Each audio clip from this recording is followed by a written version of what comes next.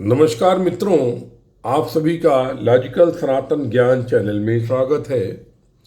आज हमारे एक मित्र ने दो प्रश्न किए हैं, लेकिन ऑडियो की क्वालिटी इतनी अच्छी नहीं थी, इसलिए मैं केवल एक ही प्रश्न का उत्तर लेता हूं। दूसरा प्रश्न मैंने पुनः ऑडियो क्लिप में मांगा है। और वैसे मैं निवेदन करता हूं कि एक बार में एक ही प्रश्न पूछें, जिससे कि उस प्रश्न को समझाने में समय मिल सके। अगर आप 3-4 पृष्ठ दाग देंगे तो एक पृष्ठ को समझाने के लिए समय कम मिलेगा। चलिए हम बात करते हैं आज के पृष्ठ की।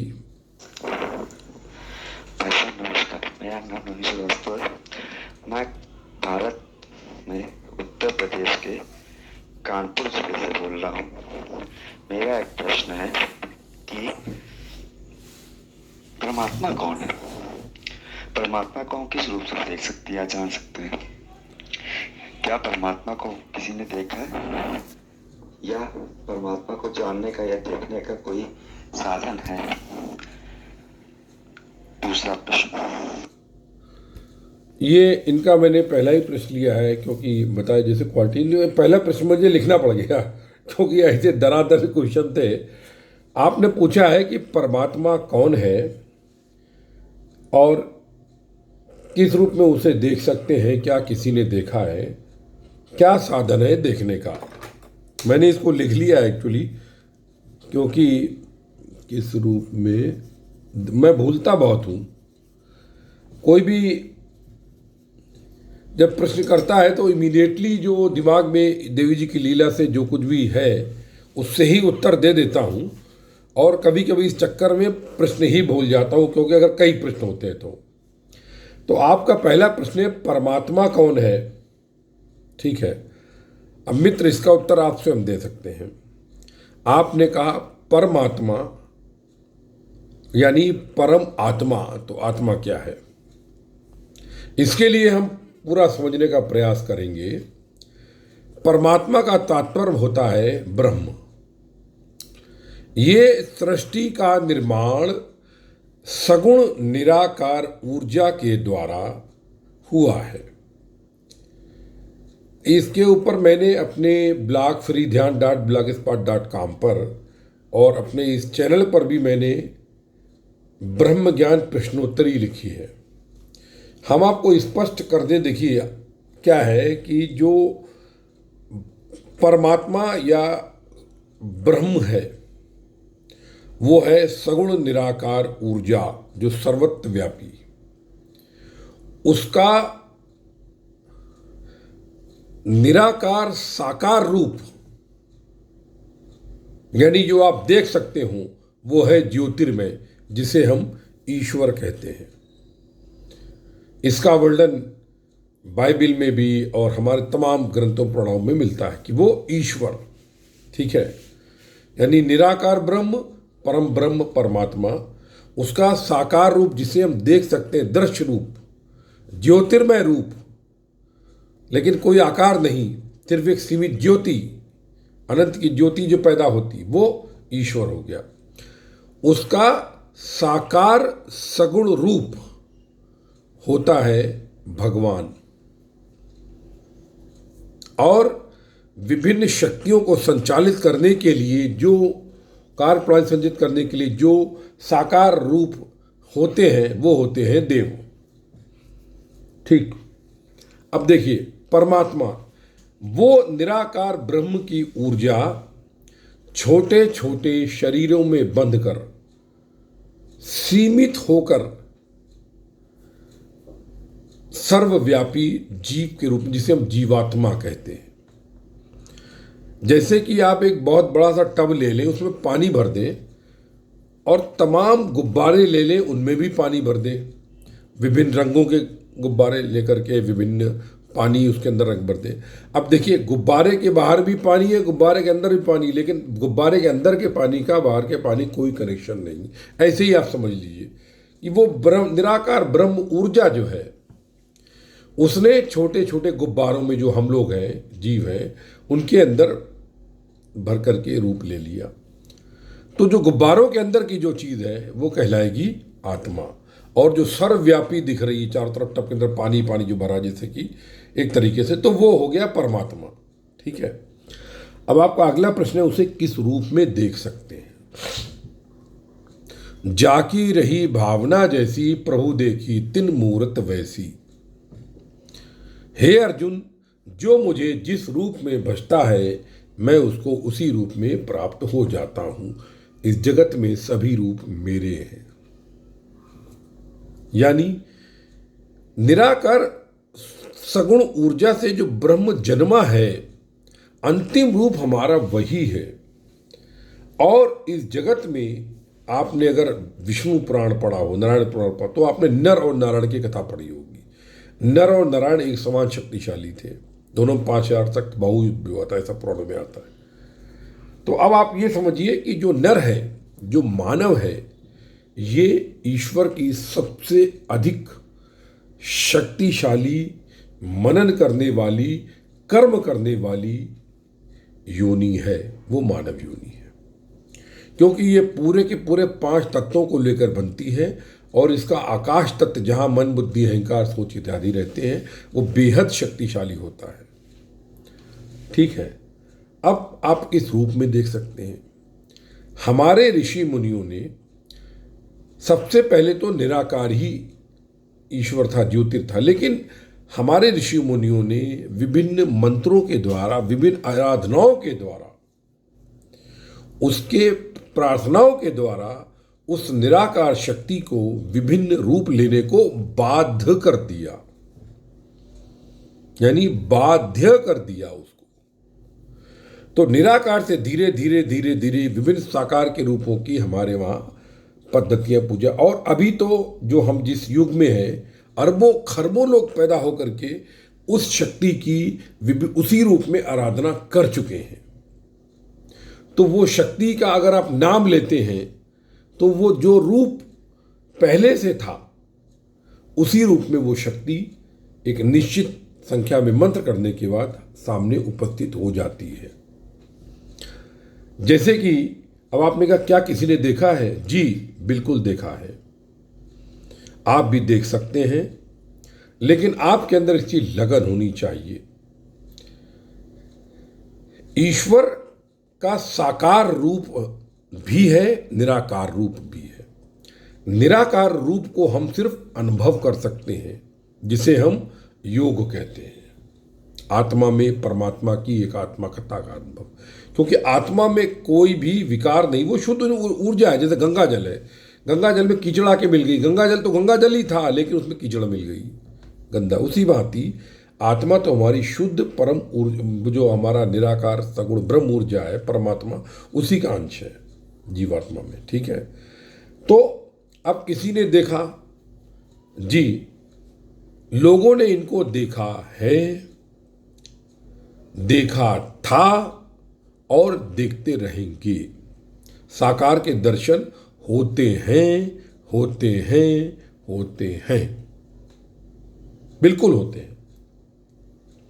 और यदि आप मात्र निराकार की बात करते हैं, तो इसके मतलब आप राम और कृष्ण को नहीं मानते। मैं आपको अहंकार रहित होकर, मान सम्मान रहित होकर, प्रभु कृपा से स्पष्ट करना चाहता हूं कि सचल मन वैज्ञानिक ध्यान विधि जो मेरे ब्लॉग पर दी हुई है, इसका सैकड़ों लोगों ने प्रयोग किया है और उनको कृष्ण के, दुर्गा के, शिव के साक्षात दर्शन हुए हैं। जी हुए हैं। मैं आपको क्या बताऊं, अधिक बोलना आत्मश्लाघा होगी और अहंकार होगा। हालांकि मेरे अंदर ही वर्णन करने में अहंकार की भाव नहीं है, क्योंकि मेरा तो जीवन का लक्ष्य, जो बचा हुआ जीवन है रिटायरमेंट के बाद 61 साल का होगा, जो भी सांसें वो सनातन को समर्पित है। जगत में सनातन की जो ज्ञान विज्ञान की बातें हैं, उनको मनुष्य को सही बात बताना और हिंदुत्व की सही व्याख्या करना, यही मेरा एक लक्ष्य है बस। और मुझे किसी मान सम्मान पद की कोई ना लालसा थी, ना है और ना रहेगी। वो ये, और मैं ये भी दावा कर सकता हूं कि सचल मन वैज्ञानिक ध्यान विधि ये कलयुग की अब तक की ध्यान की सर्वश्रेष्ठ विधि कही जा सकती है, क्योंकि इसमें कुछ दिनों के अंदर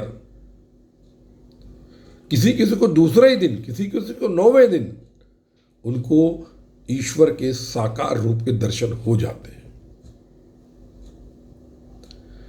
आप अपने इष्ट का मंत्र लीजिए और इसको कीजिए अपने घर पर, ना कोई गुरु को। कि मैं फिर बार बार कहता हूं, दुनिया में गुरु घंटाल बहुत है, गुरु कम है।